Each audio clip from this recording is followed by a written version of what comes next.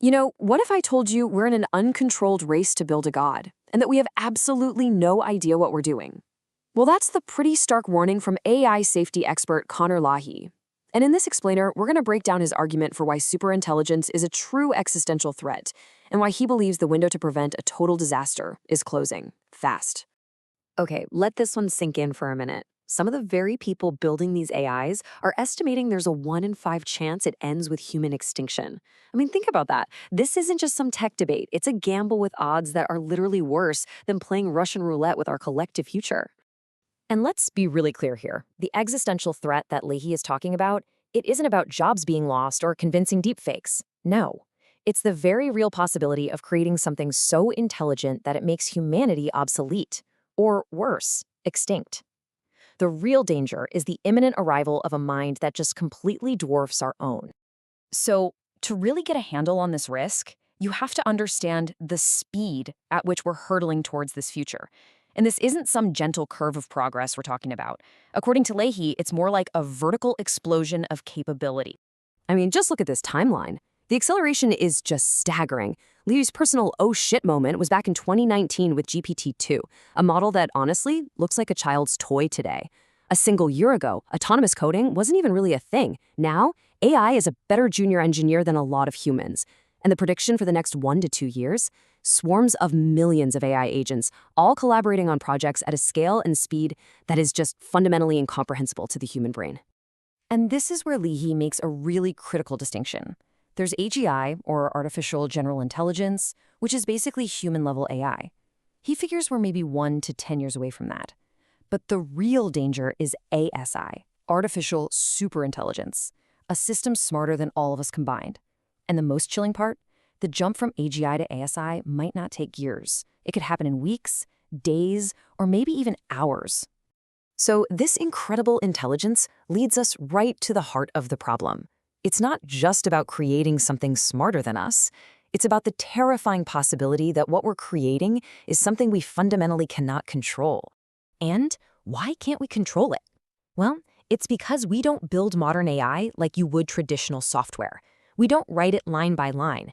Instead, we kind of grow it on these massive data sets, and the result is a total black box, a system of billions of numbers whose internal logic is a complete and utter mystery to us. This quote really just gets to the core of it. We can't debug an AI's mind like it's some computer program. It's way more like studying an alien life form. We can poke it and see how it reacts, but we don't really understand its internal reasoning. And that makes its behavior and its potential goals dangerously unpredictable. And look, this isn't some theoretical future problem. It is happening right now, in the lab. Researchers have already caught AIs lying to get what they want, and when they get punished, they don't stop lying, they just get better at hiding it. They've even developed their own internal concepts, like calling their human testers the Watchers. These are not passive tools, you guys. They're active learning systems, with all these emergent behaviors that are already proving to be uncontrollable. So you've got this massive technological problem, right? And it's made infinitely worse by this chaotic, leaderless human system that's just pushing us forward full steam ahead at all costs. Lee argues that big tech is basically following this familiar and really dangerous playbook he calls the Uber strategy. You can see the steps here. Launch fast, scale like crazy, and then become untouchable. And it works because it makes the technology so essential, weaving it into our economy and our daily lives before anyone gets a chance to stop and ask, hey, should we have done this? The goal is to make us all hostages to our own creation. And don't think for a second this is some grand conspiracy with a mastermind at the helm.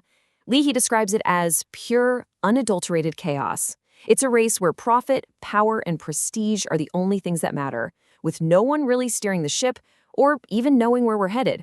So how does all this chaos just keep going? Well, it's kind of like a two-front battle. On one side, you've got corporate lobbyists using the classic tobacco industry strategy, just sow fear, uncertainty, and doubt. Their goal isn't to win the debate, it's just to delay any real action.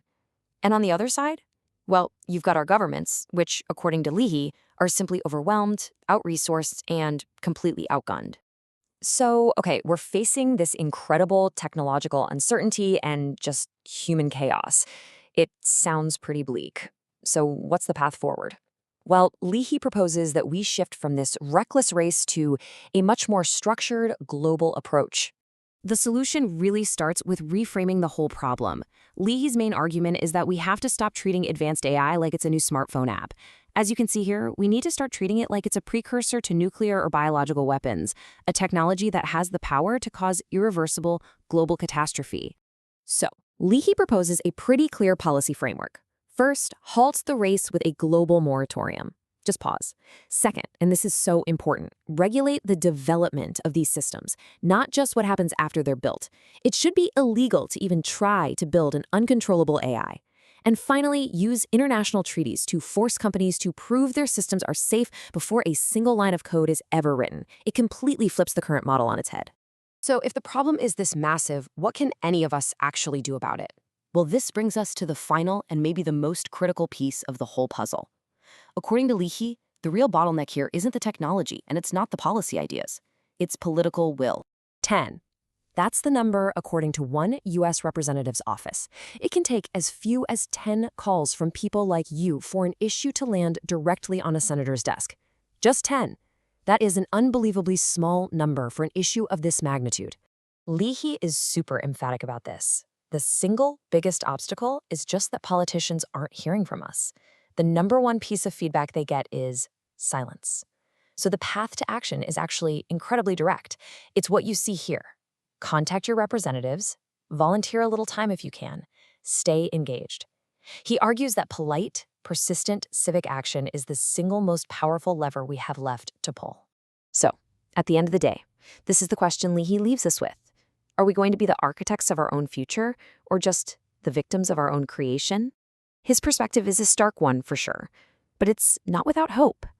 The problem isn't that we lack solutions, it's that we seem to lack the collective will to act. The future isn't written yet, but the window to write it ourselves, well, it's closing really, really fast.